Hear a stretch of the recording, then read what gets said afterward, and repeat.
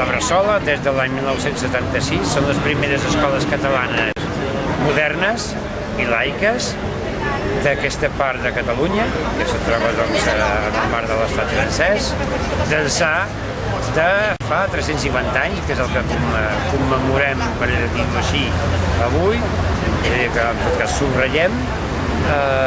I el que voldríem dir, el que nosaltres hem notat, és que, per exemple, d'ençà de l'adhesió d'Espanya i doncs de la resta de països catalans a la Unió Europea, s'ha incrementat força la demanda de les famílies a la Bressola.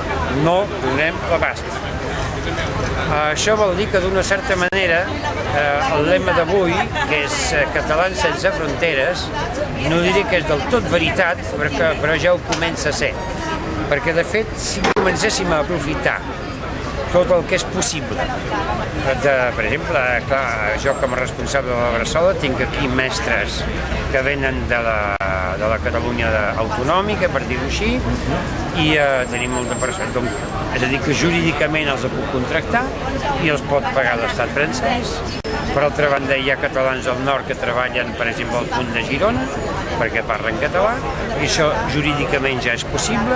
Res no impedeix a les empreses catalanes del nord o del sud de fer negoci entre elles, i per això vàrem organitzar i tornarem a organitzar trobades d'empresaris del nord i del sud. Jo crec que el Tractat dels Pirineus, d'una certa manera, jo no diria que és caduc, perquè efectivament hi ha elements de frontera que encara hi són, tenim un control, hi ha moltes coses que ens impedeixen de fer, però veig que la construcció europea ens ha ajudat molt a reunir-nos i a tornar a treballar junts. I, com a mínim, el que intentem a la Bressola és, evidentment, desenvolupar les escoles catalanes, fer que hi hagi cada vegada més mainada que parli en català i que el faci servir de debò. I, per altra banda, utilitzar tots els elements, tots els avenços que Europa ens ha portat per fer que la frontera entre les comarques del nord i la resta de Catalunya siguin com més simbòliques possibles. És a dir, que no tinguin efectes reals i que ens podem físicament, econòmicament, lingüísticament i cultural donar la mà. I creieu que la Bressola té prou ressò a la Catalunya Sud? Hi ha algun mecanisme perquè la gent de la Catalunya Sud, la gent normal, ja no parlo d'empresa, sinó la gent del carrer pugui ajudar a la Bressola? Efectivament, tenim amb seu a Barcelona, existeix l'associació Amics de la Bressola, que està molt a prop de la plaça Universitat, a la seu del Centre Cultural Lleidatà, del Centre Comarcal Lleidatà. Doncs la gent pot entrar en contacte amb els Amics de la Bressola i hi ha un telèfon que és el 319 27 88 i una web que és amicsbressola.cat. Ja per acabar, què et sembla la idea de celebrar, de commemorar el 7 de novembre, així públicament, de fer una mica com allà fem l'11 de setembre? És que en soc a l'origen. Per tant...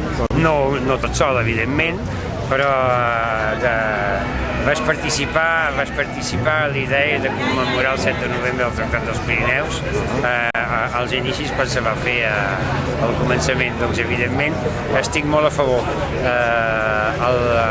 El que hi ha és que el que voldria és que realment fos aquí avui, per exemple, és el final del Correllengua.